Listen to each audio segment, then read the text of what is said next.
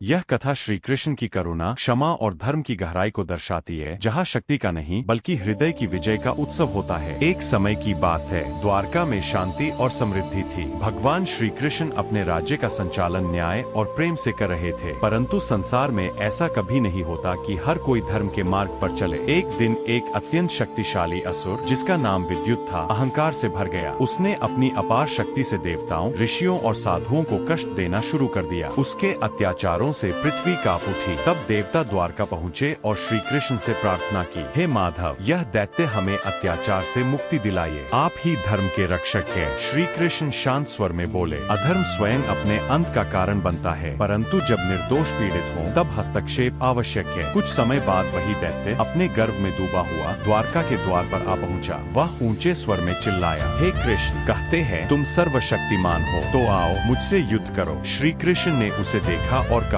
शक्ति का प्रयोग रक्षा के लिए होता है, विनाश के लिए नहीं। अहंकार का अंत सदा पतन में होता है, अभी भी समय है, लौट जाओ। परंतु असुर ने उपहास किया। वह बोला, कृष्ण, तुम्हारी ये बातें डर की निशानी है। तब श्री कृष्ण ने मुस्कुराते हुए कहा, ठीक है, तुम्हारी इच्छा ही सही। युद्ध आरंभ हुआ, पृथ्वी कांप उठी, समुद्र गरजने लगा। असुर ने अपने भयंकर अस्त्रों से आकाश ढक दिया। श्री कृष्ण ने अपने शंख पांचजन्य को बजाया, जिसकी ध्वनि से समस्त दिशाएं गूंज उठी। जब असुर का अत्याचार सीमा से पार हो गया, तब श्री कृष्ण ने अपना दिव्य सुदर्शन चक्र उठाया। उसकी चमक से आकाश आलोकित हो उठा। चक्र की तीव्र गति से चारों ओर प्रकाश की रेखाएं फैल गईं। असुर कांप उठा, परंतु जब सुदर्शन चक्र असुर के समीप पहुंचा, तभी कुछ अद्भुत हुआ। असुर के मन में भय नहीं, पश्चाताप जागा। वह घुटनों के बल गिर पड़ा और बोला, प्रभु, मैंने अपने अहंकार में धर्म का अपमान किया, मुझे क्षमा कर दीजिए। श्री कृष्ण के नेत्रों में कोमलता झलक उठी। उन्होंने हाथ उठाकर सुदर्शन चक्र को रुकने का संकेत दिया। चक्र, जो अब तक अग्नि की भांति दहक रहा था, एक क्षण में शांत हो गया